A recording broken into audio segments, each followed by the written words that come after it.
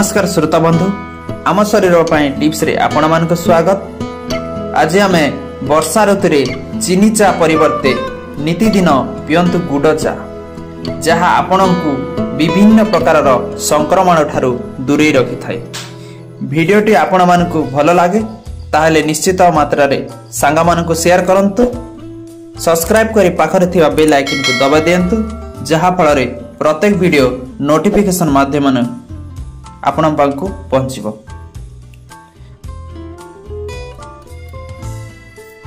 भारत रे सकाळर आरंभ होइथाय गोटे कप चा रु।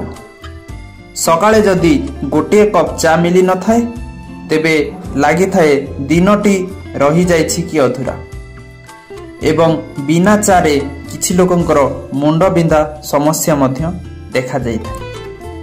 अधिकांश लोक चा प्रस्तुत करिबा समय चीनी रो व्यवहार करी थांती। चीनी रो अधिक व्यवहार करिबा द्वारा अनेक स्वास्थ्य समस्या देखा जाइथाय।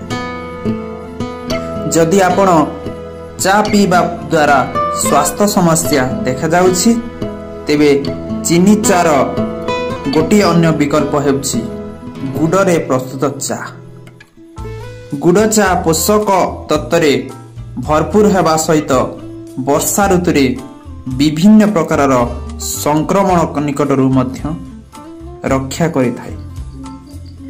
वर्षा ऋतु रे साधारण भाव में सर्दी काश इत्यादि रे खूब शीघ्र आमे पीड़ित हो जाउथो जहा द्वारा विभिन्न प्रकार संक्रमण रे मध्य संक्रमित हेउ।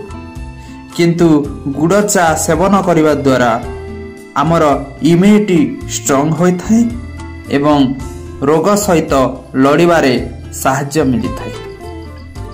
गुड़ रे थिबा कैल्शियम पोटासियम और आयरन प्रतिरक्षा प्रणाली को मजबूत करे।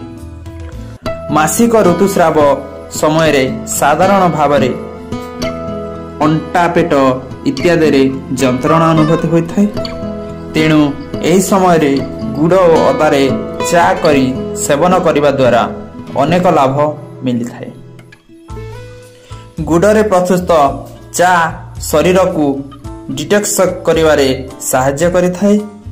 यह शरीरर टॉक्सिन को बाहर करी शरीर को सुस्थ रखिथाय एवं आमको रोग निकटरू रक्षा करे। गुड़ चा सेवन द्वारा मेटाबॉलिज्म बूस्ट होइथाय जहा द्वारा ओजन ह्रास करिवारे साहाय्य मिलिथाय। जदि आपण वेट लॉस करबा को चाहुछंती नियमित भाबरे चीनी चा बदल रे गुड़ चा सेवन करंतु। गुड़ चा सेवन करबा द्वारा पाचन संबंधित समस्या दूर हो जाइथाय। याहाकू नियमित सेवन द्वारा गैस एसिडिटी ब्लीडिंग आदि समस्या सहित पेट फुलिबा समस्या मध्य दूर हो जाइथाय। आशा करुछि आम वीडियोटी आपण मानकु भल लागिथिबो। तेबे वीडियोटी भल लागिथिले आम सहित आगको जोड़ी होई रहिबा पाई आम वीडियो को लाइक और शेयर करने को जमारू भूलंतु नहीं। धन्यवाद।